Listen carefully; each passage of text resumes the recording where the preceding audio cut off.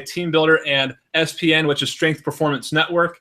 This is we've been doing these for a few months now and had some great guests on here. Been really fortunate to have some really knowledgeable strength coaches come in and talk about a variety of topics.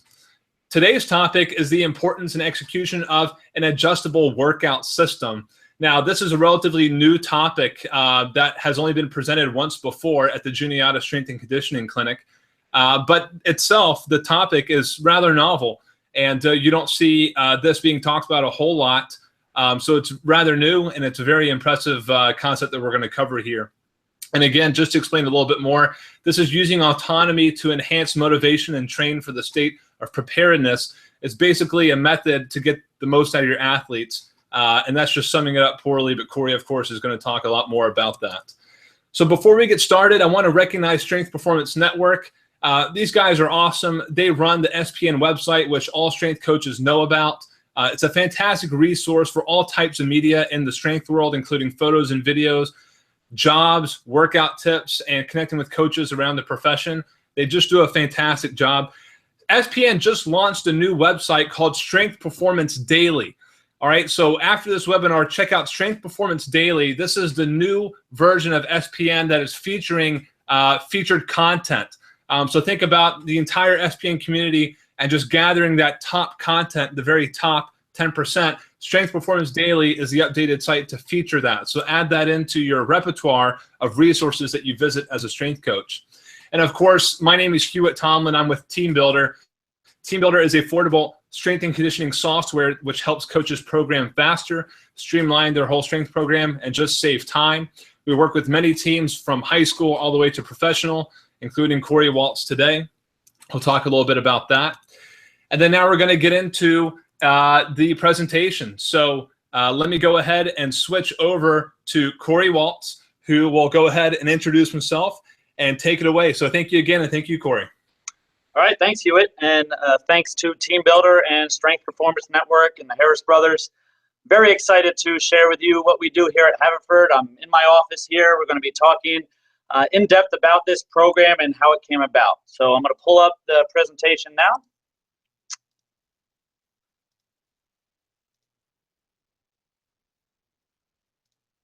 All right, get to this slide and away we go. So I've been at Haverford College. I'm in my 10th year now, going into my 10th year. We did not always use this system. This system came about 2 years ago, and we're going to share with you how this system came about, why it was needed, and what we've seen from this system in the past 2 years. So we call this the adjustable workout system. I'm going to share with you the background of this system. So again, I work at Haverford College. This is a small school right outside Philadelphia. It's a liberal arts school. We're Division III. It's very selective. So a lot of bright individuals go here. I myself could not have gotten into this school. It is academically rigorous at the same time. And in terms of our athletic department, this is, again, Division III, and we have 23 varsity sports, and I am the only full-time strength and conditioning coach. I'm lucky to have a staff comprised of various different interns and volunteers and part-time assistants, but again, I'm the only one that puts together the entire program for these 23 varsity sports. And then in terms of where we work out, we have one integrated fitness center for all of our student athletes, and that includes everybody else at our school, non-varsity athletes, staff, faculty, everybody that's associated with Haverford College. So our strength and conditioning department prior to 2014, so we had a sports-specific program for all of our teams. When I came in 2007, I developed these programs for all of our teams. I was the first full-time strength coach here at Haverford College. All of these programs were periodized non-linearly. We're going to get into that a little later. And then we also tried to individualize them as best as possible, but we gave these corrective exercises kind of in a mass production concept, which wasn't truly effective. So the issues we had prior to 2014, we had overly long workouts because we were given these mass corrective exercises, so we tried to do a lot for a large amount of kids, and we had a a large number of people in here doing these things when they didn't really need to. They were spending a lot of time on them, didn't really understand them. We also responded to stressors on the fly. So if a student athlete had too much going on school-wise, injury-wise, just couldn't do things, they had to come to me within the workout, and we had to go over what they could or could not do. Furthermore, if a student athlete wanted to do more, so they wanted to upregulate, then I also had to talk to them at that time and go through it and take away from the coaching responsibilities I had on floor. So with all of these issues, there was a spectrum of motivation and results that came about. So the fact that we spent a lot of time on not getting results meant that we needed to reassess our program. And we did that in the summer of 2014, myself and a few of our assistants here. We had a mission, and we wanted to deliver the following things. We wanted to deliver an individually appropriate workout, meaning the movement patterns and the state of preparedness should be individualized for that time and the way that body moves for that single person. We also wanted to do this in the minimum amount of time. So we wanted to deliver a minimum effective dose. We also wanted to enhance a few things while doing this. And that was intrinsic motivation and performance. I think everybody can agree upon those. And then finally, we needed to sustain this within the mission of Division III in the Haverford College, meaning academics were a priority, time was of the essence, and athletics could not be the furthest most thing that was at the tip of the mind. We had to put this within the framework of why they were here at Haverford College. So our answer was this adjustable workout system. We'll be going through that today. So now about the foundation for this system. First thing, functional movement screen. So a lot of you guys use this. Some people use it the full thing, all 7 screens. We actually do it in a scaled back version. So when we do it, that's during the freshman ortho screenings and whenever else possible. So we're lucky enough at the beginning of the year to work with our athletic trainers and our team docs, and all the contact sport student athletes will go through this functional movement screen or our derivative of it. Then throughout the years and throughout their career, we will do it literally whenever else possible, hopefully maybe 2 times every year.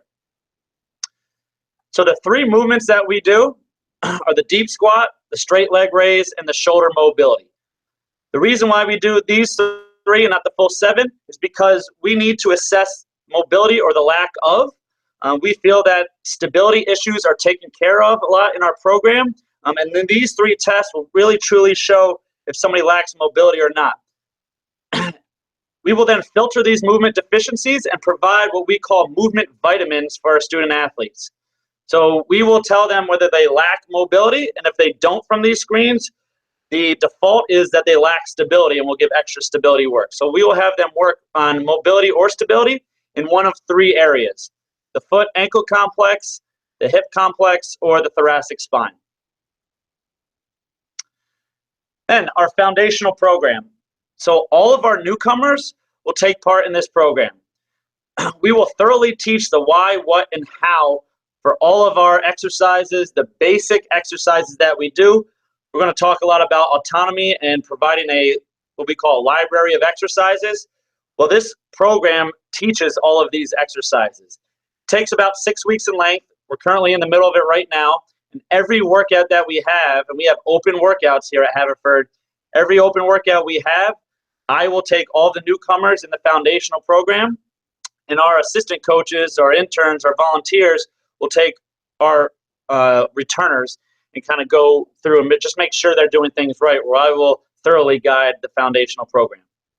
Our thinking of this is we want the newcomers to learn from me, somebody that has developed the program, and not from the returners who it's not their job to teach the program, and to be honest, they probably can't do it the same way we can as coaches.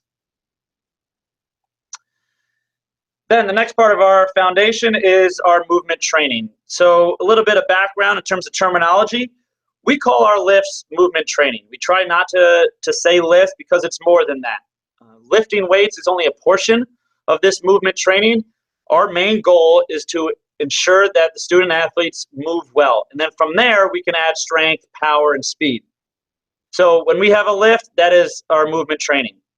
So our program has a flexible, nonlinear periodization system.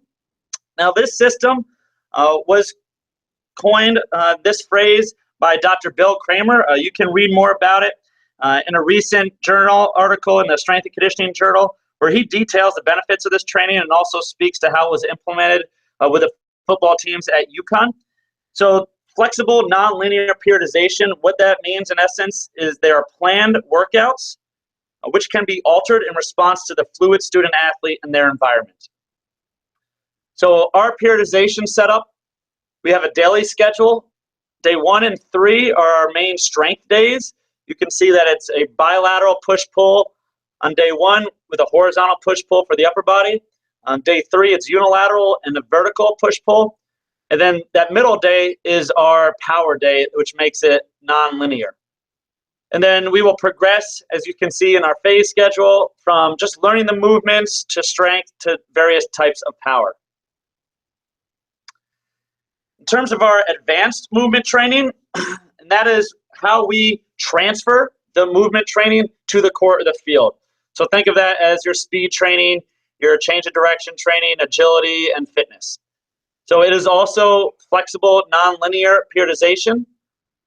And in terms of our daily schedule, 2 of the 3 days will be speed and agility work. We have a speed and agility class at Haverford that actually anybody can take, where we will go through thorough progressions, 6 weeks in length, of all types of speed, linear, change of direction, lateral, a variety of different movements. And then the other days, day 2 and 4, will be more energy system development. And you can see the phase schedule below.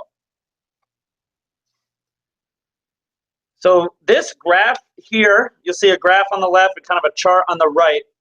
This will talk about and show how we periodize the mesocycles. So if you look at the graphs on the left, the black bars are volume and the red bars are intensity. Movement training will be at the top, the advanced movement training will be below. So in other words, the lifting will be up top and the running, the energy system development will be below.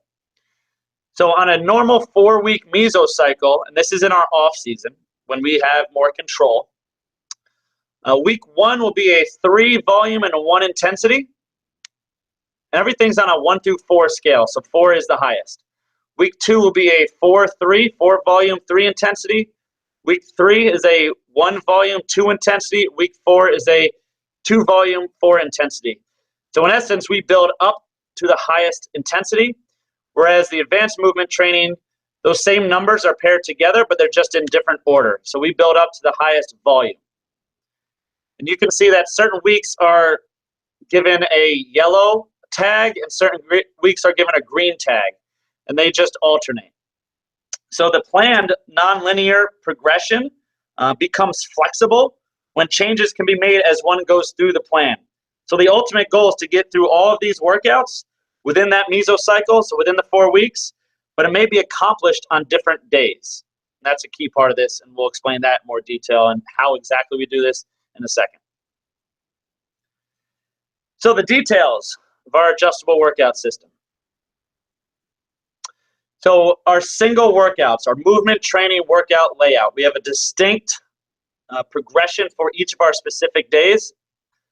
We will start with our squirrel power ratings.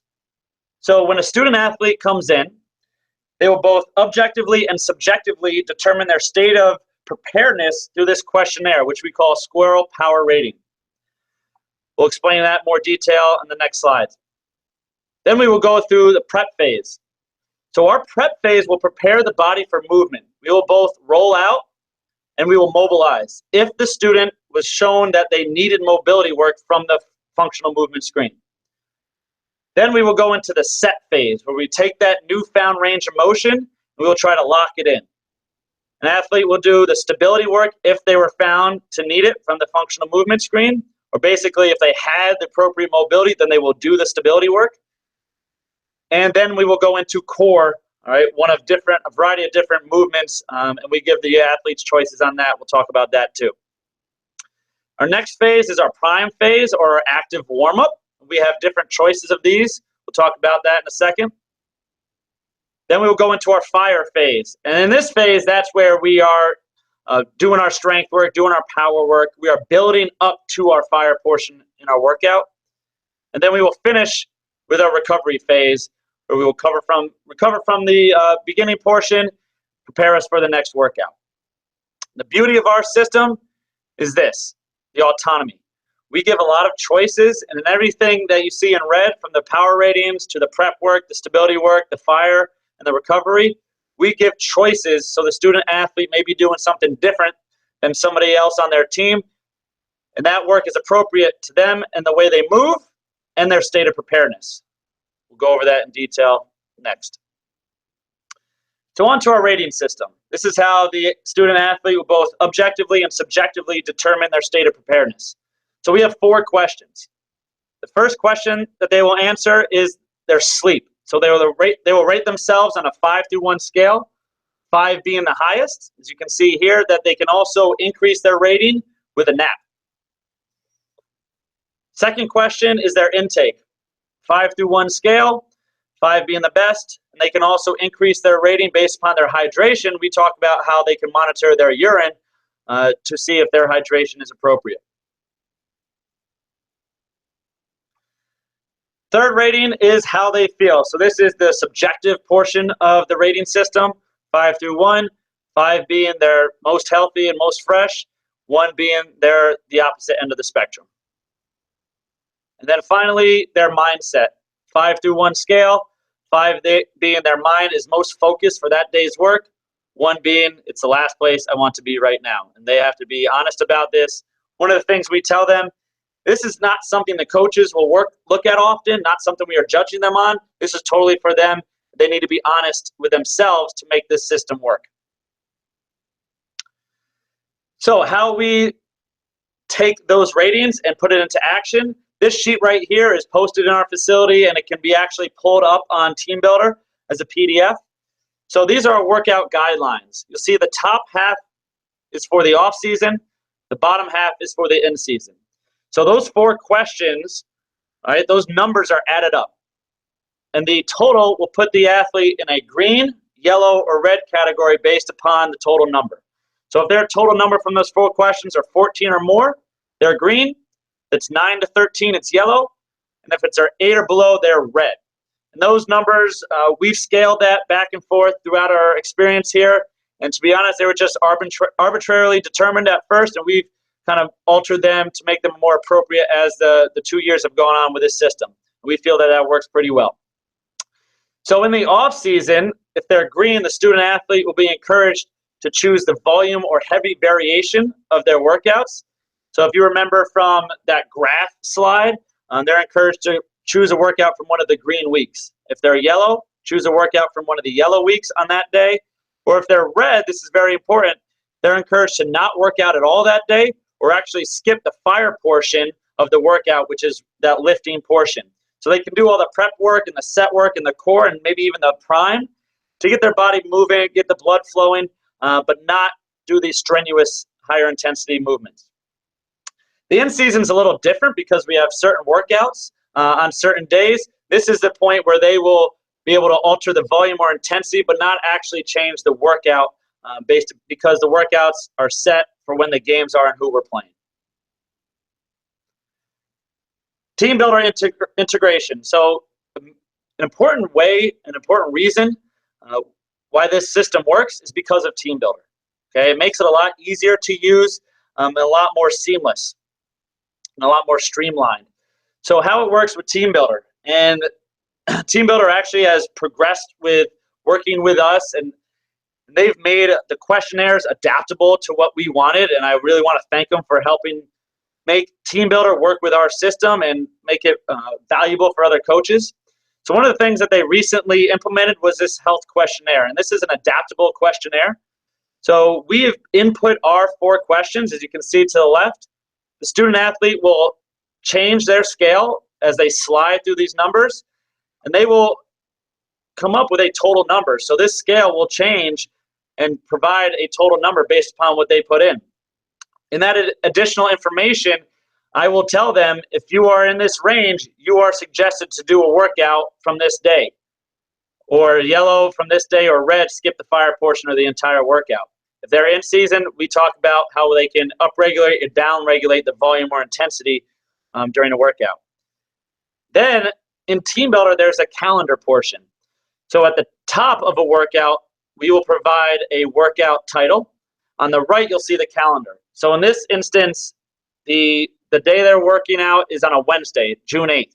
So say they come in and they're a yellow, they're encouraged to do a workout from June 8th or June 22nd. If they're green, they can jump forward and do a workout from the 15th or the 29th from that month. Again, they can alter the workout based upon their state of preparedness from that squirrel power rating. Now this busy graph right here shows what it used to look like. So this is kind of a testimonial to Teambuildr. This is how we used our workout cards in the past. So we had day 1 going left to right, day 2 kind of in the middle, left to right, and day 3 below. And then our weeks were top to bottom. We had a yellow week, then a green week, then a yellow week, and a green week. And a kind of a larger square, that was a workout. So as the student athlete came through, they could choose a workout and just carry it out through where they are and based upon their squirrel power ratings. One thing to note that we used to do, we don't do anymore, is we had a broad jump assessment. So I'll kind of stop this sharing and get my face on here. So we used to have the student athlete do a broad jump, and we test the broad jump. So we have a 100% broad jump, their maximal broad jump. We would determine 95% of this broad jump, and if the student athlete could hit 95% or more, then they could be green. Okay, then that green value that they determined their squirrel power ratings was kind of locked into place. If they couldn't reach 95%, then they would probably have to reevaluate, and their physical attributes that day maybe didn't meet their squirrel power rating for that day. We tried that last year, and to be honest, just logistically, it was a lot to set up in terms of the tape measure and talking to the student athletes. So we don't do that this year, but I think if you have enough coaches, that could be something valuable and a quick way to assess their true physical preparedness in addition to their subjective and objective feelings. All right, going back to the screen here.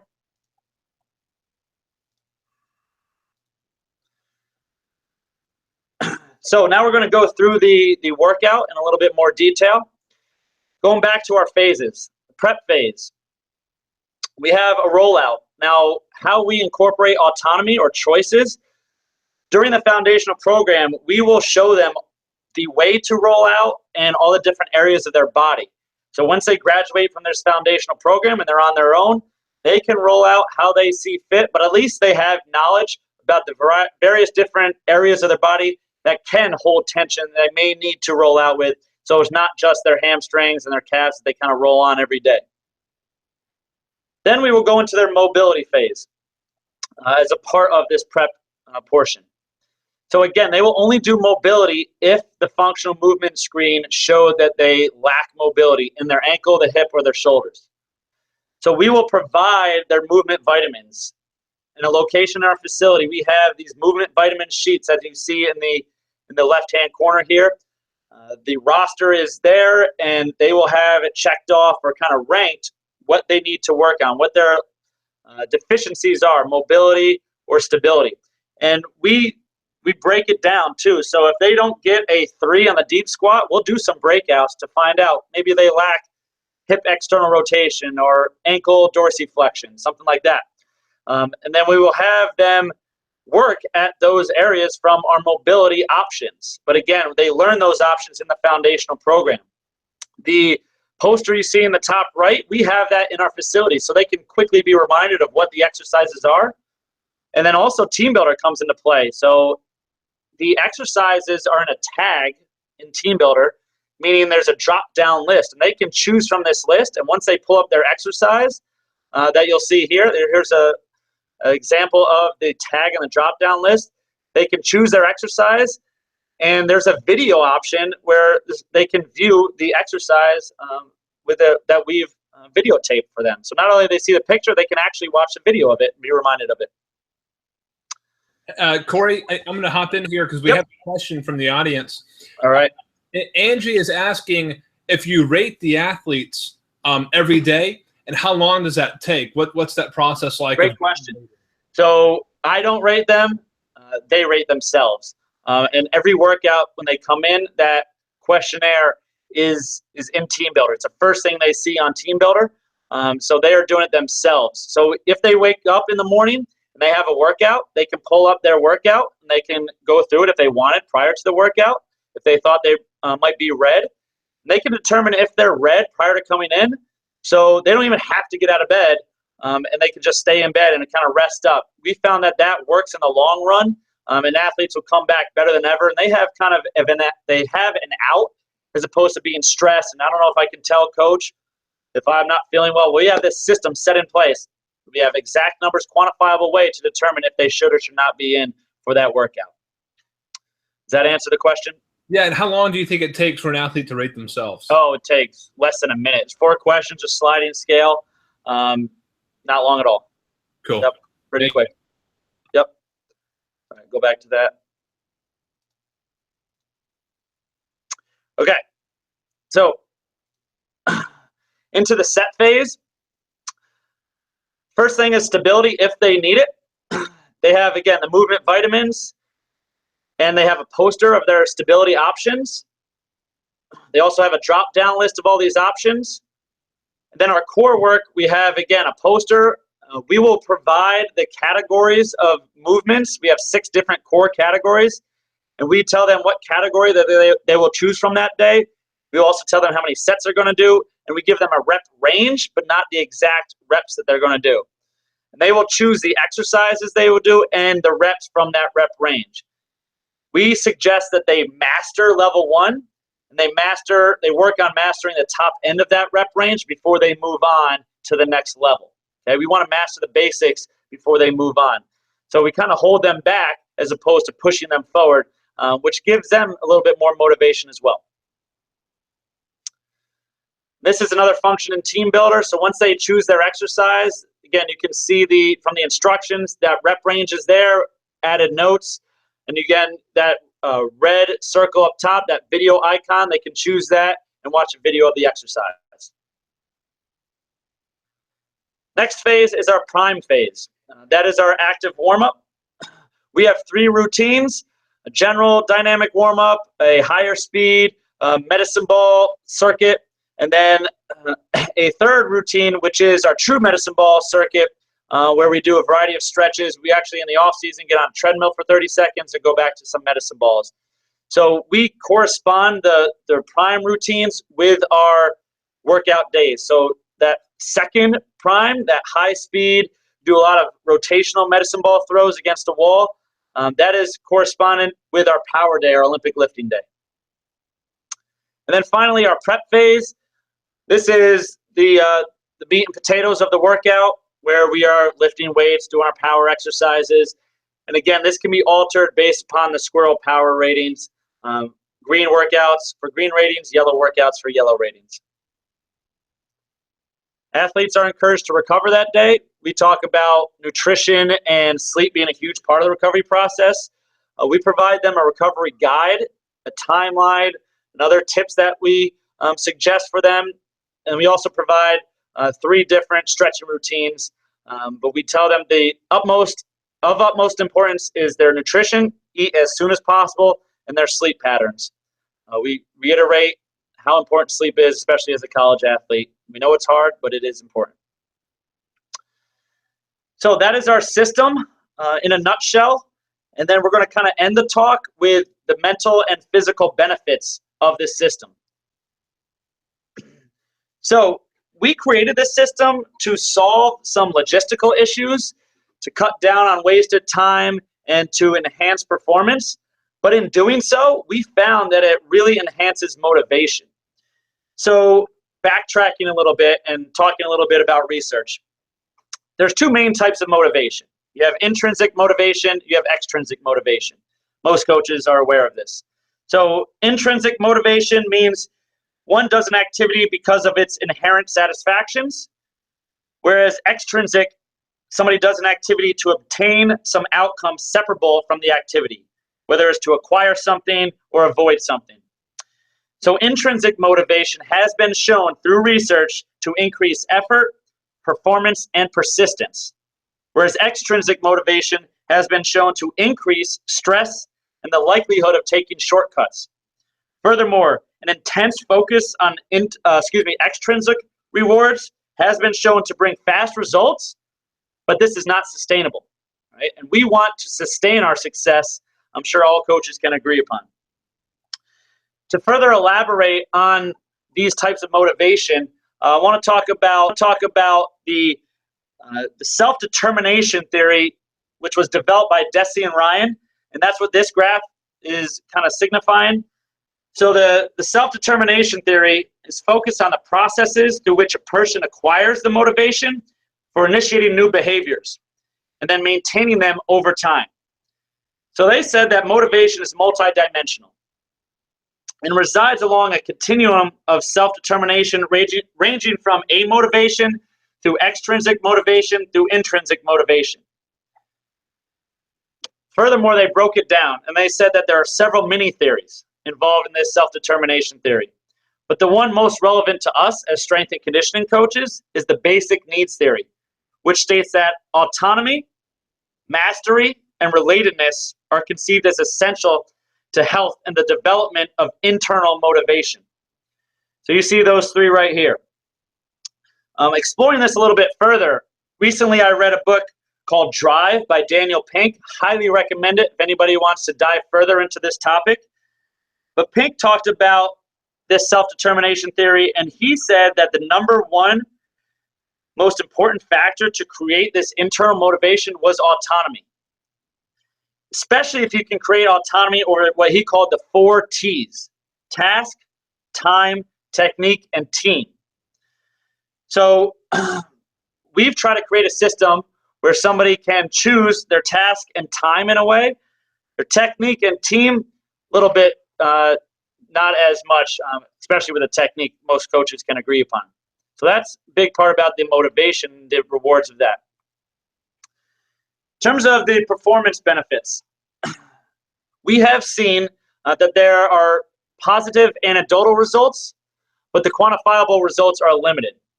One of my future goals is to somehow study this system, maybe with a control group, and then do the results, the quantifiable results match the positive anecdotal results that we see. We have been delivering workouts that are appropriate for the state of preparedness. All our student athletes feel less stressed because of this. Some of them have tests on certain days when others don't, and they need to take a step back when they have these tests, especially during midterms or finals. And basically, their class schedule and their state of preparedness is not the same as everybody else. So their workouts shouldn't be the same either. We've adjusted accordingly. Everybody doesn't move the same. All coaches can agree upon that. So we have individualized the program for all of the different movers. In Division 3, we see a wide variety, a wide spectrum of movers and movement capabilities. So we adjusted our program accordingly. So we're not wasting time correcting something that doesn't need to be corrected, or we're spending more time on something that really needs it. We also have shown to enhance pride and ownership in this program.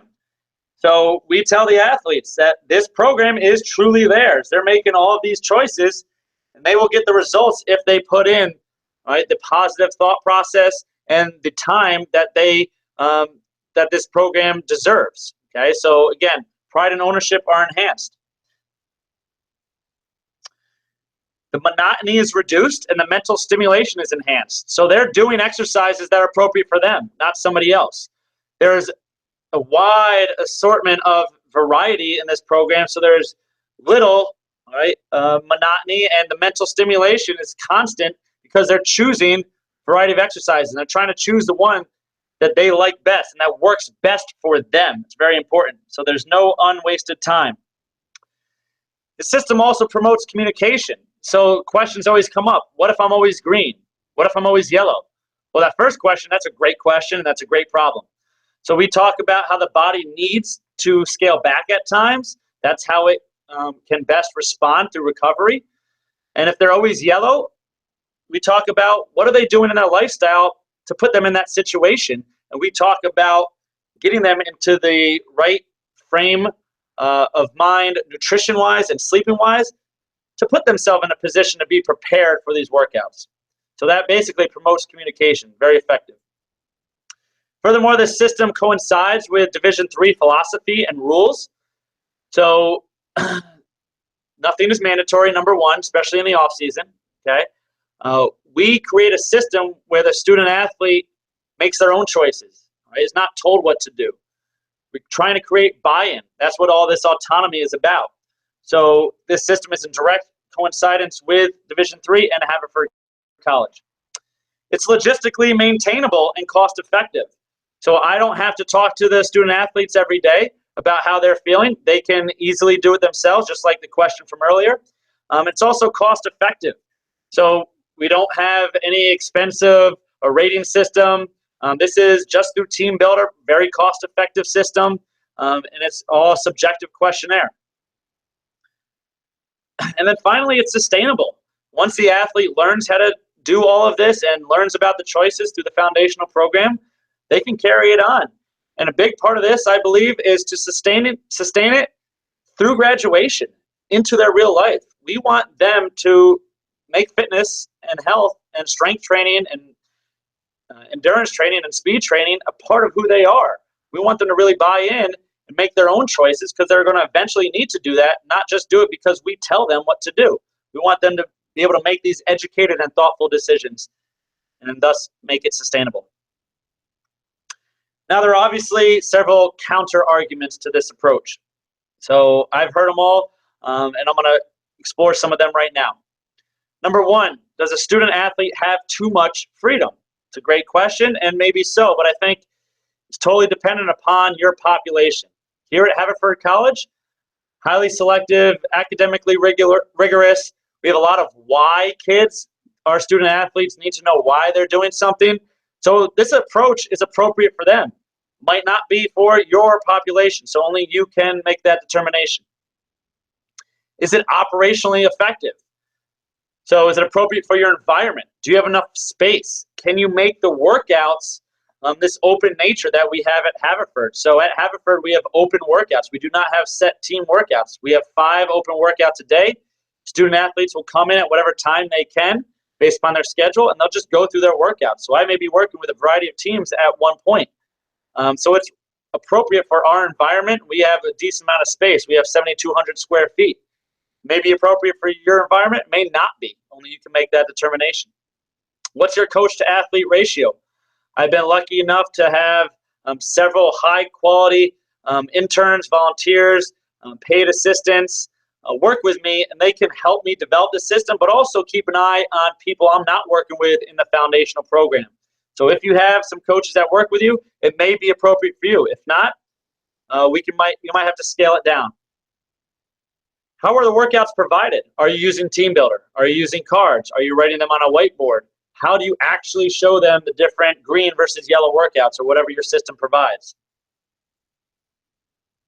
How are the exercises taught? We do it in a foundational program. Maybe you can do something similar, but it should be from you. It shouldn't be from the other student athletes. It should be from the horse's mouth. Can you set up a system where you do this effectively? Next question or counter argument: what if the student athlete doesn't buy into this system? For instance, what if they have minimal intent with the choices that they make or the exercises that they do? And I've seen this. What if they choose whatever their friend does? And I've seen this too. So they come in, they'll ask their friend, what do you want to do today? Whether it's the color, the specific exercises in the prep or the set phase. But again, they're doing not what they need, but what their friend does. And that is not effective. We talk about that, but sometimes it happens. What if they don't ever alter their choices, or they always choose the easiest option? Sometimes not altering their choices can be good because they just need to work on something. Other times they need to push themselves and work a little bit harder. So we will talk about that. But again, it just promotes conversation. So my counterpoint to this counter is, will anything work if this person doesn't buy in? So how do you get somebody to buy in? How do you create this internal motivation? Going back to autonomy, providing choices. So I think it comes full circle. Finally, takeaways. If you can do two things from this presentation, try to think about how you can incorporate autonomy into your system. Maybe it's not as full of an extent as I am and we do at Haverford. Maybe it's you give them 2 core choices for the day and they pick one of those 2. Or you give them 2 choices from a sprint workout, they're doing one of those 2 choices. Or something in a controlled way that you can provide autonomy, because I think that really will provide buy-in and will get them truly to be mindful of what they're doing. And then the second takeaway is try to adjust workouts to correspond to the state of preparedness. There's not a one size that fits all. We all know that. So try to create a system that's maintainable, and then you can adjust it based upon their state of preparedness, both injury-wise, mental-wise, and give them some ownership of their determining their own state of preparedness. So thank you is deserving to the following people. I couldn't have done this and created this system without my staff here at Haverford. Starts with Nat Ballenberg, who's also our pitching coach here. Tremendous asset, helped me create this system.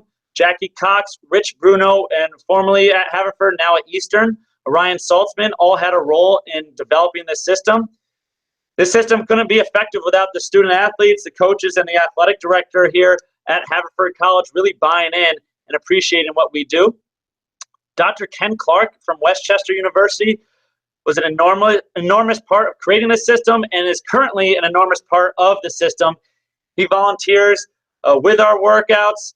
He is a great asset to us, and he is a tremendous expert in the field of speed, but also just strength and conditioning in general. And then I worked with Coach Tom Howley, JT Allaire, and Dwight Galt during my stops at Cornell with the Buffalo Bills and University of Maryland. And then finally, Teambuildr and Strength Performance Network. Without those two, couldn't have made this presentation possible. With that being said, questions are free to be answered, and I'll let Hewitt kind of finish with this slide. Yeah, so quickly, let's cover this slide, and then we're going to move into some Q&A. Okay.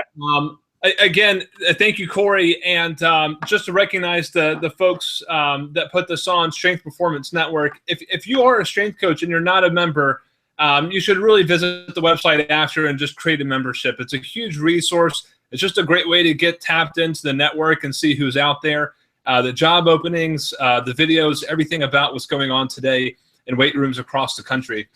And then, of course, Teambuildr, as you heard Cory talk about. If you're interested in Teambuildr and you think it could be a good fit for your program, go ahead and give it a shot with a 14-day trial. You can also get a complimentary demo, and it's a quick way to just get an idea of whether or not that's going to be a good fit for you. So moving on from that, let's talk a little bit about some questions. 2 people asked about the time that it takes to implement this adjustable workout system. How long did it take to set up the system? How long does it take you to teach individuals or teams how to abide by this system? So creating the system overall took a full summer. It took time formulating what questions we wanted in our library. So this past summer, we even scaled it down. So if interested in implementing such a system, I would suggest making it as simplified as possible. It seems very complex, and it is. So in a way, try to limit the choices that are given to the very best exercises. So, I mean, I guess to answer that first question, how long did it take to implement? It took my whole career, just formulating my library of exercises that are the very best exercises for whether it's ankle mobility, hip mobility, whatever it is, whittling it down to the best one. And then creating this system in Teambuildr. And it takes a little bit of time logistically to set it all up. But once you have it set up, it's very easy to alter, especially with the use of Teambuildr. In terms of getting athletes to buy in, also a great question. So this is actually our 4th year doing the foundational program. We started the foundational program before we started this adjustable workout system, just to ensure that student athletes knew how to do certain exercises. We thought that was important. So this is our first year where every class has gone through the foundational program. But this is only the 2nd year, right, where the classes have learned about the adjustable workout system. So I think it takes some time, and the system, the adjustable workout system, is actually adjusted itself over time. So I still don't think we have it fully. It takes time. I think we're going to have it better next year than we do this year. But the only way to get it implemented is to start now, right? Because you're never going to change it if you don't start. So it takes time, but I think it's worth it. Very good. This is from Perry Wolf. I know Perry. Perry says, I'm a high school strength coach. I constantly see ranges of motion that are incredibly unsafe for many student athletes to be moving forward with exercises and movements. Unfortunately, sometimes the sports coaches do not always allow me to offer a student the ability to squat, for example.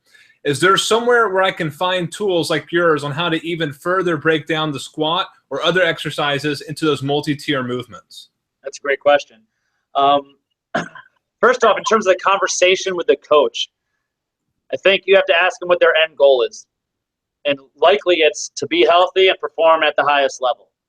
And in order to be healthy, they should not load a dysfunctional pattern, as Gray Cook would say. You don't want to put them in a position to get hurt, especially in the weight room. So you may want to actually show them their movement. Maybe videotape it on your phone. Show them, does this look safe? And probably it doesn't, okay? And the coach will hopefully buy in and even invite them to a workout. Talk to them about how safe movement patterns are the most effective.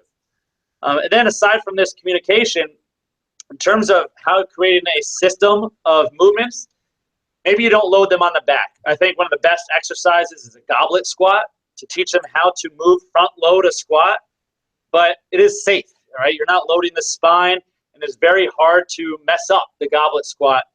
You can deregulate or upregulate the load that you have, and it shows them how to activate their lower body, their feet, and their hips, their external rotators.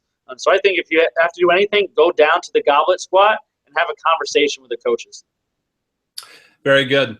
This is our last question, unless anyone else has another question. If you have something, go ahead and type it in now. We've got a few more minutes to cover anything. This is from Samet. He says, what is your favorite recovery protocol? Sleep. Yeah, getting enough sleep. So, this is a big part of our system. Sometimes we have early morning workouts, right? And they come into these workouts because they have class all day. But if they go through these squirrel power ratings and they have determined that their rating is so low that they shouldn't be there, I don't want them here. I'm not going to force them to come into a workout. It's about educating them and creating quality time management. So I would rather not spend time on lengthy stretches and get them into the workout and out of the workout and go into their day so they can get their homework done and they can get to bed at a reasonable time. And that's part of why this system is hopefully effective. Minimum effective dose. If we can get them in here for the shortest amount of time, they will have time for their schoolwork and everything else so they can get to bed at a reasonable time so they can recover appropriately. There's nothing that beats sleep. Yeah, and I'm sure in a collegiate environment, it's probably a battle to get someone to have so a regular. Hard. Yep. This goes back to education. You have to tell these kids and teach them why these things are important. You can't just tell them to do them. They need to be able to do it when you're not there. Yeah. That looks like, well, actually, I'm sorry. We have one more question here as I pull it up. So this is from Michael Query. He says, how has the system changed your role compared to your other positions? Trying to really determine what he means by other positions. Right, I'm not sure either, but maybe he's asking, how has this system changed your role as a strength coach then since you've implemented it? So it's more time consuming on the front end, but less on the back end. So at the beginning of the year, when we're going through our foundational program, it is extremely time intensive. It is laborious. It's draining because every open workout that we have, and we have 5 of them every day, I am leading a foundational program, and we're teaching newcomers to our program about everything we're doing. So there's a lot of attention to detail, and we have to be on for each workout. But then once they move past this foundational program, and again, that's theoretically only about 6 weeks long, the rest of the year, we're just walking around, creating relationships, talking to the athletes about how they're feeling, assessing movement, just making sure they're doing the workouts the right way as opposed to leading the workouts every time the rest of the year. So again, up front, labor intensive, back end, it saves you time and effort. That's going to be the last question unless one comes in here. If people want to connect with you after this, Cory, how should they be in touch with you? Great question. So unfortunately, I haven't gotten into social media yet. I do check my email regularly, so please feel free to email me. I think it was up earlier. It's cwalts, CWALTS @haverford.edu. Email me at any time. You can also give me a phone call, or if you just search the staff directory at Haverford College, you can easily find my number. And I like to attend as many conferences as possible. I'm planning on going to the NSCA Coaches Conference this January in Nashville. Hopefully we can connect there. Be back at Juniata. We go there every summer. That's actually how we got started with Teambuildr. It's a great conference. So I'm out and about, but email is probably the best way. Okay, very good. Well, again, thanks everyone for attending. I said, the early fall is going to be tough. I know everyone is 100% right now. So thank you, Cory, for taking the time, for coming. Thank you, SP Network, for doing this. Of course, hit us up on Twitter after this if you want to have a discussion after. I will channel Cory into social media for everyone. Okay. Yeah, and we'll make it happen. So thank you again, and join us for the next one. Thank you, Cory. All right, thank you, guys. Bye-bye.